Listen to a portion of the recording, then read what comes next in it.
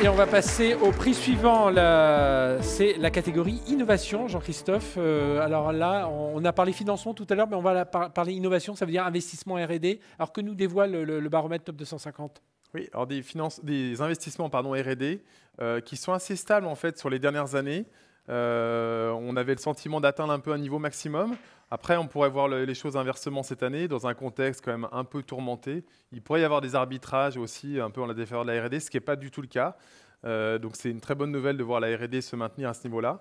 Et puis par ailleurs, on suit aussi attentivement depuis plusieurs années cette statistique du nombre d'emplois qui est positionné en France.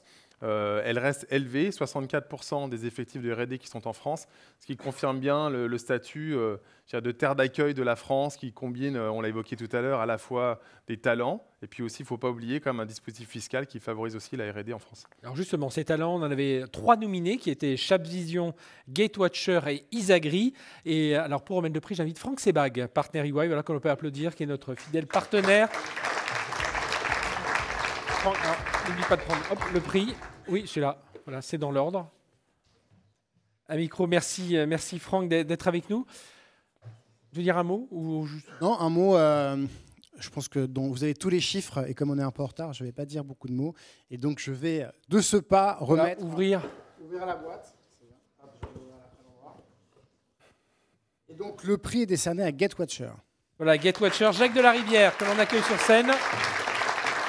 Jean-Christophe, un mot. Créé en 2015, Gatewatcher est leader dans la détection des cybermenaces et protège les réseaux critiques des grandes entreprises et des institutions publiques à travers le monde.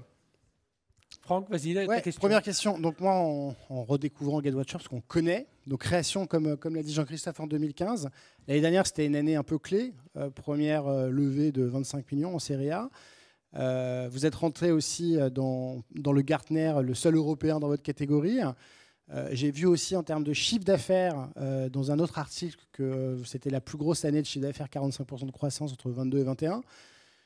Donc voilà, est-ce que ça vient consacrer, l'année 2022 est venue consacrer en fait un long chemin? Est-ce que vous pouvez nous en dire un petit peu plus?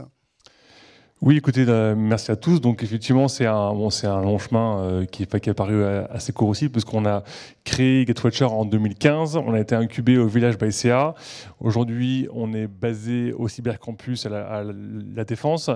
Et donc, on a réalisé une belle levée de fonds de 25 millions d'euros avec Move Capital l'année dernière, qui en fait est arrivé en fait après 7 ans de vie pour Gatewatcher. On est resté autofinancé et rentable pendant 7 ans, donc tout en réussissant à développer des innovations très fortes en cybersécurité, notamment de réussir à simplifier la détection des menaces et des opérations de cyber, parce que vous savez qu'on est dans un domaine où on manque énormément de ressources pour opérer les alertes qui sont identifiées par nos partenaires qui revendent nos solutions à nos clients. Et donc, nous avons, en fait, avec nos logiciels, réussi à réduire considérablement le temps qui est mis en place pour bloquer les alertes, les identifier et les caractériser pour nos partenaires et nos clients.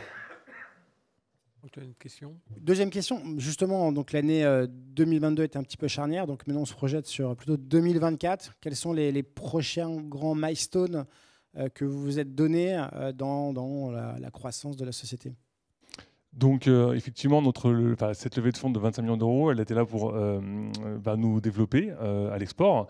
Donc on a ouvert des équipes et des bureaux locaux dans toute l'Europe du Nord, puis également en Asie, basé à Singapour pour rayonner dans toute l'Asie, en Europe de l'Est et enfin pour finir Moyen-Orient et Afrique du Nord.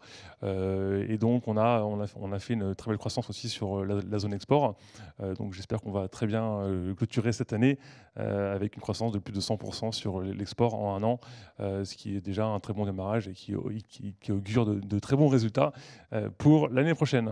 Eh bien bravo, je vais laisser Franck récupérer les micros, laisser Franck remettre ce prix, faire une photo, regardez bien le photographe est juste devant nous.